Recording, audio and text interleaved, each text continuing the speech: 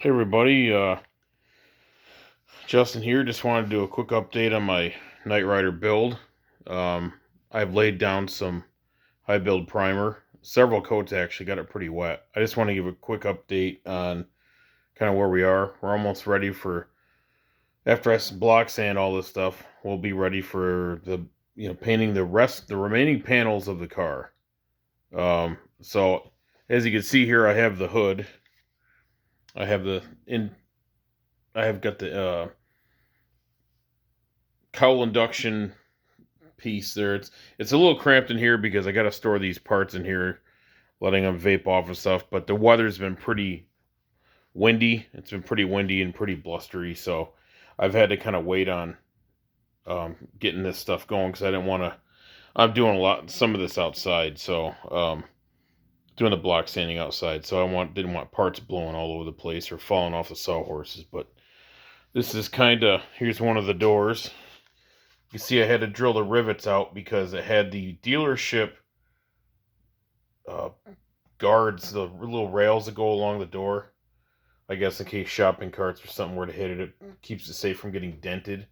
But I drilled those out. I'm going to go ahead with adhesive style because there's two different styles that they used on the doors on the TV show. So they had the riveted ones and then they had the adhesive ones. So I'm going to go with the adhesive ones.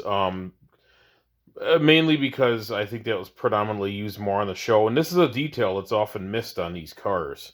When you see replicas, guys forget to put if you want to have something that's a little more closer to what the screen shows you have to have these bump guards that go on the doors, and also the fenders. There's a small, probably a 6-inch strip that goes on that as well. So, but yeah, that's what those are, and I think it turned out pretty good considering I haven't even had a chance to block sand it yet. So it's got a little bit of a texture, but it's not horrible. I had some trouble getting the gun dialed in because of some of my activator and all that was acting a little weird. But I got it all dialed out and it turned out pretty good. Um, let's see. I got the bumper kind of just set here for a second. That turned out pretty nice. So that's a little bit of a strange thing to deal with because when the bumper is disconnected from the bumper cover technically is what it is, but when it's disconnected from the bumper, it's a little flimsy and kind of wants to contort a little bit. So that'll be interesting sanding that out. But I've got kind of hard to see in here, but here's the driver's side fender. I had to do some body work on that. But that turned out pretty good. And these are the original turbofin rims. So they'll be replaced with the turbo cast rims. So I got some parts in here. I'll have to finish those up, but they're really small parts. They won't take that long. Car's kind of partially assembled in here, but got I don't know if you guys have seen a gull-wing steering wheel. Here's my gull-wing steering wheel. It's the last wheel that Rob Lozelle made, and he was kind enough to sign the plate for me and everything. And I'll have to post that on the video as a as as a still picture or something. But yeah, I got the vents down there. I got the covers for the headlights. So over there you get the gas cap. You get kind of like the door that swings open. So what else we got? I got some parts for the.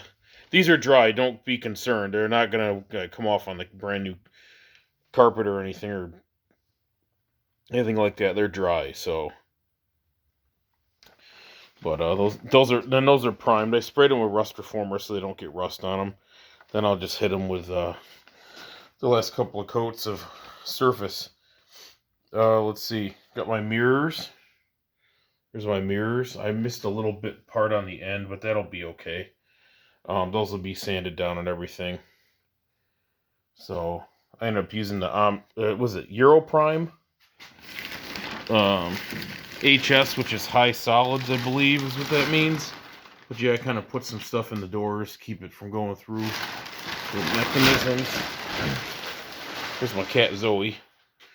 Here's the other door. This one turned out even better than the last one. So because by that point I had the gun dialed in and everything, and so it worked out pretty nice. And then I got, here's the this is the rear deck piece for the hatch, and you can see, I mean, even this has a sheen to it, and I haven't even sanded it yet. So I was pretty happy with how I was really on a roll here by the time I painted this. So that'll be nice. And so that's kind of the update of where we're at. Because I mean, I painted the rest of the car actually 3 years ago during the see how dusty it is. So I got to get it all. That's why I want to get this project done, guys. Because it's, I tried to make it a priority. I've got other projects I'm working on, like my music. I'm working on got an album I'm working on and everything. Guitar stuff, instrumental stuff. So I kind of have to make that a priority. But I at least wanted to get all of the... I had to rebuild the front end, and kind of lighting kind of sucks in here, but all that down there, that's all been, I spent about 2 weeks working on that, getting that all put in. Sway bar, steering linkage, cross member, motor mounts, you name it. I mean, I was hard at work on this thing. There's this brand new steering box, then there's the intermediate shaft and everything, new proportionate valve for the brakes, the master cylinder. I haven't put any fluid in yet because I'm going to do the rear calipers on the back, and then put in new discs and new calipers and new brake line. So that's going to be nice. And here you can see I put rust reformer on this, to make them, to kind of protect them, because the factory really didn't paint them all that great. So these are going to be pretty nice. I'm going to use a thinner primer for these. I'm going to use maybe I can get away with not using a primer at all, because technically this stuff is a primer. But people always get like, oh, you can't use that, you can't do that. No, listen. When you're doing panels, I have my own equipment, I have my own paint, I have my own stuff. I have a lot of supplies. I'm able to do this by myself. It's okay if you make a mistake, because guess what, guys? It's a fender. You can take it off. You can redo it if you don't like it. It's not a big deal. If you make a screw up with, the mixtures or anything like that, all the kids are getting out of school, so there's school bus going by, but sorry about that. But it's not a big deal. Don't stress about it. If you want to go do this yourself, it's actually really fun. You should give it a shot painting your own stuff. And for crying out loud, I mean, you can get this stuff at Harbor Freight. My air compressor is Harbor Freight. It goes up 200 psi. You only need 30 psi for the gun, for primer, and I don't think it's much different for the paint. I mean, you might even get away with lower pressure because the paint's going to have a reducer in it anyway. So, I mean, you don't freak out about this stuff, and there's a lot of different ways to paint. A lot of it's preference, and people say, do this, do that, don't do this, don't do that. Listen, if it turns out great, it doesn't matter, okay? Obviously, there's do's and don'ts with the equipment and the mixtures and those things, but, and I don't give out advice for that. I kind of do my own thing and see how it works, and that's what we do. So, I mean, you'll make mistakes. It's okay. You're not selling it's a project car. It's not something you're going to be selling at the Barrett-Jackson auction anytime soon. So just have fun with it. Don't rush through it. Take your time. And that's what I'm doing. I mean, I bought this car 14 years ago. Okay. And I'm now just getting to paint. You get a lot of guys who are like, well, it took me about 2 years to get this done. Well, that's great. This is what you spend all your free time on it. That's awesome. But some of us, we have a different set of circumstances in life. You've got different priorities, and, I'm extreme case of how long it takes. But I'll tell you what, I had the most fun doing this project.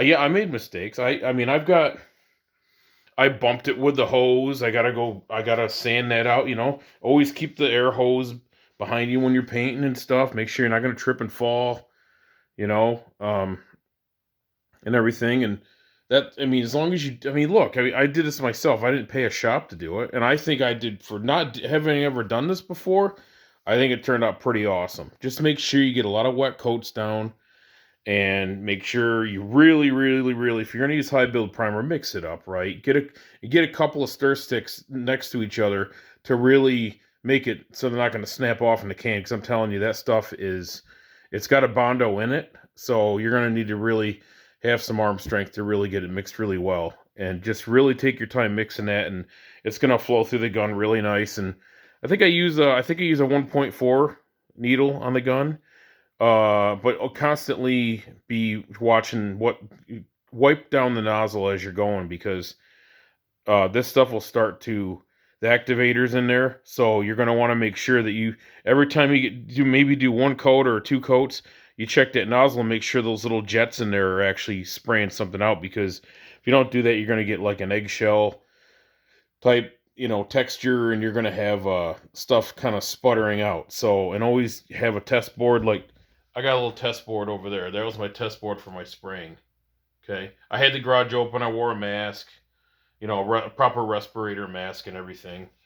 You'll be fine. You can buy them on Amazon. So they're it's like the 3M masks, and they got like the little elements that go in there, like the little plastic uh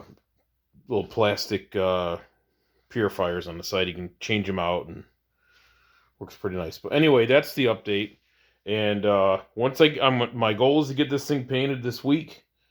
Finish getting the top coats done, and I'll let it cure, and I'll probably do a cut and polish in the spring, because I got some other priorities. But I mean, this one turned out, it's got a nice shine to it, but it needs to be need a cut and polish done on it still. So when it's just needs some fine tuning done, because it was like 115 degrees.